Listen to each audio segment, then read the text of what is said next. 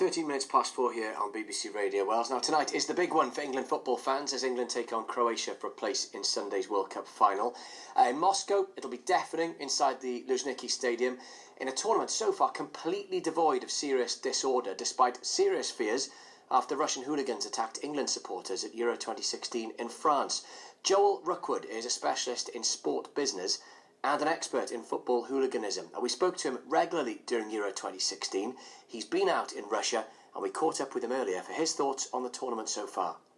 France was a perfect storm. If you look at the ingredients required for there to be football hooliganism, you need to have fans kind of intent on violence, or those who won't shy away from it at least. You need sufficient numbers to shape the behaviour of a crowd, not necessarily lots of people, but enough people. And you need the absence of fear, even temporary kind of lack of fear of the authorities, and ineffective policing, and all that happened in France. Now, in Russia, we've not seen that because none of those ingredients collectively have kind of combined. So you haven't had the same number of English fans. I mean, whenever you meet an English fan who's in Russia, I've spent the first 2 weeks at the World Cup, and anytime you met anyone who was English, they would just comment on how few English people there were, even at the matches. So it did put off a lot of fans who might have been intent on violence or otherwise.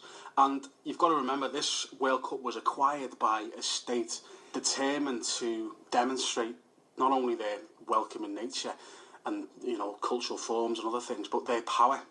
And this has been a success from the point of view of the authorities in how they have, from their point of view, been able to manage the situation and reduce any potential or possibility of violence. And we really have seen very little trouble throughout the tournament. And whenever you go to one of these big events, you know, you do pick up on the vibe if there's the potential for something happening. In the 2 weeks that you were there, did you come across it at all, or speak to people who come across it at all? Not at all. I mean, I think Brazil, this is my 5th World Cup, and at the last one, it was full of South Americans, and a lot of people said, well, that's just because it's Brazil. But I think there's something slightly different. Something happened at that World Cup, and it's kind of invited the whole of Latin America to get involved. And throughout Russia, any of the matches you've seen or been to, you do see a lot of Latin American fans. So that's really dominated the culture of the tournament, which is not predominantly violent, at least in international context, when they travel abroad. If England were to win tonight, yeah, that is for many people a once-in-a-lifetime opportunity to go and watch their team in a World Cup final, or at least go to the country where that World Cup final is being played. Again, from what you saw, from what you experienced in the 2 weeks, if there were to be thousands of English supporters going over there on the weekend, would that change the mix in any way or not?